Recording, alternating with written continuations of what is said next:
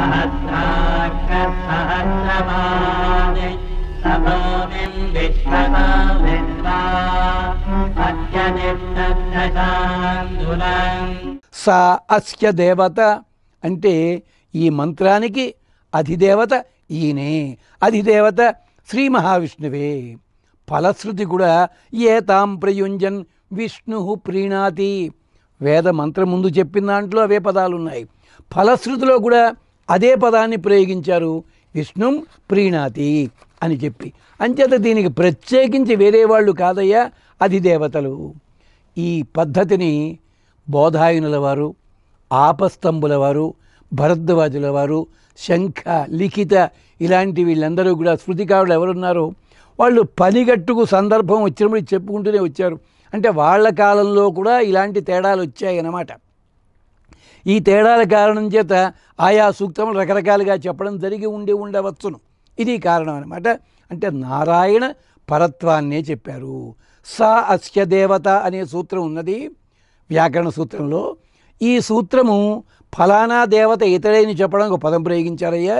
అక్కడ నారాయణ పురుషాన్ని రెండు రకములుగా వాడిన తత్వచంద్రిక చెప్తుంది ఒక తోట. పరమవ్యోమవాసి అన్న తోట నారాయణుడే చెప్తాడు గనక ఋషి దేవత ఒకే పేరు చెప్పచ్చు కదా అని అంటారేమో. ఋషి దేవత ఒక పేరు చెప్పడంలో తప్పేం లేదు. కానీ ఒక విశేషాన్ని చూపించడం కోసం ఋషి పేరు ఒకటి చెప్పి దేవత పేరు ఒకటి చెప్పడం సందర్భం ఉంటుంది. అంటే ఋషి నారాయణుడు, దేవత పురుషుడు అని చెప్పడంలో ఒక ప్రత్యేకత కోసం ఇదొక విశేషము. అందుకోసం తప్ప వేరే వేరే మాత్రం కాదు, రెండూ ఒకటే. ఇది పూర్వమీమాంసా శాస్త్ర మర్యాద. మళ్ళీ దానికి చాలా లోతుగా వెళ్ళాలి, మనం వెళ్ళటల్లే. పూర్వమీమాంసా శాస్త్ర మర్యాద ప్రకారము ఈ పని చేస్తాము. ఇది ఎలాగంటే ఇంటి లోపల ఇద్దరు ముగ్గురు ఉన్నారు, వాళ్ళంతా ఒకే ఆఫీసులో ఉద్యోగాలు చేస్తున్నారు అనుకోండి. పోనీ ఇద్దరు భార్యాభర్త ఒకే ఆఫీసులో చేస్తున్నారు. ఇక్కడ ఏమే ఫలానా ఇలా మాట్లాడుకోవచ్చు, అక్కడ ఆఫీసులో పెడితే ఏమే అంటారు అనరు. అక్కడ వేరే ఫలానా వాళ్ళు రాలేదు, ఆ పేరు ఉన్నారు, అయ్యా అక్కడ పేరు ఇక్కడ ఇంకోటి తేడా వచ్చింది కాదు. అక్కడ సందర్భాన్ని బట్టి ఇంకో తోట ఏమవుతుంది, గంభీరంగా చెప్పేటప్పుడు పదములు వేరుగా చెప్పిన అంతరార్థం ఒకటే ఉంటుంది. ఎలాగా ఆ ర్యాంక్ని బట్టి పదం ప్రయోగించవచ్చు, ర్యాంక్ చెప్పకుండా మామూలు మాట ప్రయోగించవచ్చు. ఇంటి పేరు, ఊరి పేరో, మామూలు పేరో చెప్పచ్చు. ఇలాగా ఇదే పద్ధతిలో నారాయణ శబ్దంతో ఇది ఉంటుంది. అంతకంటే ప్రమాదమేం లేదు. నారాయణ శబ్దంతో మనకి చాలామంది ఋషులు ఉన్నారు. ప్రత్యేకించి తిరుపతి కొండలు నారాయణాద్రి ఉంది కదా, ఆ నారాయణుడు అనే ఋషి తపస్సు చేసిన చోటది. ఇలా చాలా సందర్భాల్లో. కానీ నారాయణ పరత్వం మాత్రము అప్పయ్య దీక్షితుల వారు నిర్ధారించారు ఒక చోట. నారాయణ అన్న శబ్దము కేవలం ఒక్క పురుష సూక్తంలో చెప్పబడిన పరమాత్మనే చెప్తుంది. బోధాయనుడు విష్ణు ఆరాధన స్వరూపాన్ని చెప్తూ అధయేనం ఋగ్యజుస్సామభిస్తువంతి సహస్రాణి ఇది ధ్రువ సూక్తం పఠిత్వా. ఇగో ఈ సూక్తాన్ని చదవండి, జపిత్వా పురుష సూక్తంచ అన్యాన్ వైష్ణవాన్ మంత్రాన్. ఇది మొదటగా పురుష సూక్తం అని చెప్పారు, అన్యాన్ వైష్ణవాన్ మంత్రాన్ అన్నారు. ఇతర విష్ణు సంబంధమైన మంత్రములు. ఇతర విష్ణు సంబంధ మంత్రములు అంటే పురుష సూక్తం కూడా విష్ణు సంబంధమే కావాలి కదా, అది అర్థం అక్కడ. అంటే అర్థం ఏమిటి, అక్కడ వివరణ ఏం చెప్తున్నా చూడండి. మొట్టమొదటి సోపానం ఏమిటో తెలుసునా, ఋక్ యజు సామ సూక్తాలు మొదట చదవండి. మీరు ఆరాధన చేసేటప్పుడు ఋగ్వేదము, యజుర్వేదము, సామవేదము ఆయా సూక్తములు ఏమైనా చదవాలి. తరువాత సహస్రాణి ధ్రువ సూక్తం ఉంది, అది చదవండి. తరువాత పురుష సూక్తము, ఇతర విష్ణు సూక్తాలు, చకారము. ఎలాగా అన్యాన్ వైష్ణవాన్ మంత్రాన్ని ఎత్తు పురుష సూక్తంచ అంటే మిగిలినవన్నీ చదివినా చదవకపోయినా కానీ పురుష సూక్తం మాత్రం తప్పనిసరిగా. చకారం అన్నది నాట్ ఓన్లీ బట్ ఆల్సో అని చెప్పడానికి అనమాట. పురుష సూక్తంచ అది. సామ సంహిత చెప్తుంది ఒక మాట, ఏష వైష్ణవీనామ సంహితేనాం ప్రయుంజన్ విష్ణు సంప్రీణాతి. ఆ సంహిత కూడా ఇదే మాట చెప్పింది, ఇంతకుముందు చెప్పుకున్న మాటే. అథర్వ మంత్రంలో, అథర్వ వేదంలో, గోపద బ్రాహ్మణంలో మహాశాంతి ప్రకరణం అన్న తోట వైష్ణవానాం పురుష సూక్తం. నాయన విష్ణు పరత్వం భావించే వాళ్ళందరూ కూడా పురుష సూక్తాన్నే చదువుతారు. ఇది పురుష సూక్తము. ఇదే ఉపాదేయము అధర్వణ వేదంలో ఆ శాంతి మంత్రానికి ఉపయోగించారు. శౌనక స్మృతి అని చెప్పి శౌనకుడు కూడా చెప్తాడు. శౌనకోహం ప్రవక్ష్యామి నిత్యం విష్ణుర్చనం పరం. ఒక్కొక్క తోడ మనకి అనిపిస్తుంది, ఏవండి వీళ్ళు శౌనకుడు రాశాడు గ్రంథం అంటే మధ్యలో శౌనకోహం ప్రవక్ష్యామి నేను చెప్తున్నాను అనాలా? ఎప్పుడైనా కానీ మనుధర్మశాస్త్రం వ్యాసుడు కానీ మరొకళ్ళు కానీ వాళ్ళ పేరు చెప్తే నేను చెప్తున్నాను అన్నారనుకోండి, అంటే అర్థం ఏమిటి? ఆ సందర్భాన్ని బట్టి ఎక్కడో ఏదో సమస్య వచ్చి ఉండాలి, ఎక్కడో ఏదో చర్చ వచ్చి ఇదెందుకు అదెందుకు అన్న మాట వచ్చి ఉండాలి.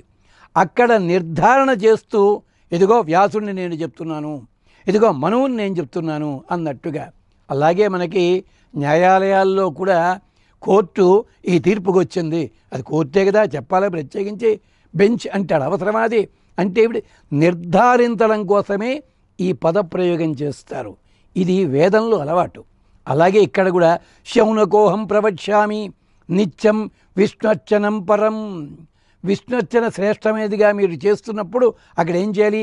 అద్య ఆవాహయేద్దేవం రుచాం పురుషోత్తమం. పురుషోత్తముణ్ణి రుక్కులతోటి పిలవండి. ఏ రుక్కులండి అంటారా? పదం వేశా కదయ్యా, పురుష శబ్దం ప్రయోగించాను అంటే పురుషోత్తమం ఆ పురుషుడు రుక్కులతోటే, అంటే పురుష సూక్తంతో చదవండి.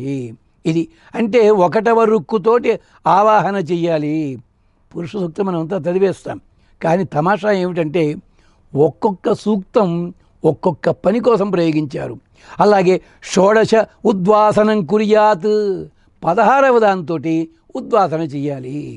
అంటే భవిష్యత్తును ఊహించిన మహర్షులందరూ కూడా సమయం చాలదంటారేమో వీళ్ళని చెప్పి పురుష సూక్తం చదవలేకపోతే ఆయా మంత్రములతో ఆవాహన, ఆసనం, అర్ఘ్యం, పాద్యం, ఆచమనీయం 1వ సూక్తం చదవండి, ఇవన్నీ ఇవ్వండి. చివరి మళ్ళీ ఎంత తేలిక చెప్పారు అంటే తేలికగా చేసేందుకు మార్గం చెప్పారని అన్నీ వదిలిపెట్టి చేయమని కాదు అర్థం. అక్కడ ఇంత గొప్ప విశేషాన్ని చూపిస్తున్నారు అక్కడ.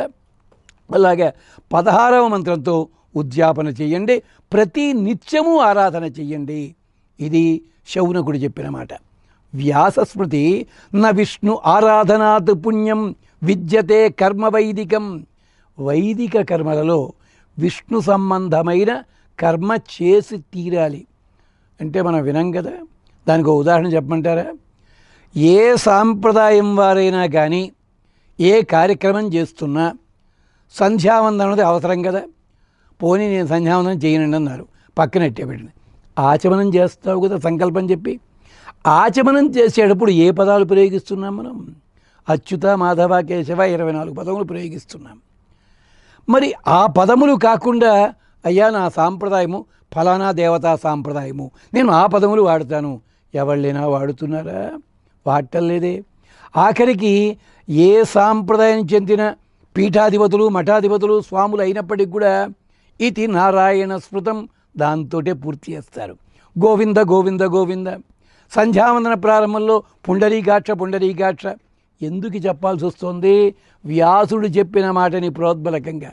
కానీ 2 సాంప్రదాయాలు ఉన్నాయి. ఆ సాంప్రదాయాలు ప్రత్యేకించి ఇదిగో మా సాంప్రదాయం ఇది అంచేత మీరు చదివే 24 పదములు మేము చదవము, మేము ప్రత్యేకించి వేరే పదాలు మంత్రాలు తయారు చేసుకున్నాం అని చెప్పి ఆ మంత్రములతో చేసే తంత్రశాస్త్రం కూడా ఉంది, నిజమే. కానీ వైదిక మంత్రములన్నిటికీ కూడా న విష్ణు ఆరాధనాత్ పుణ్యం విద్యతే కర్మ వైదికం. విష్ణు శబ్దము లేనిదే ఆ కర్మానుష్ఠానం నడవదు. అందుకనే వదలక వేదవ్యాసుడు నిడిపిన కథ.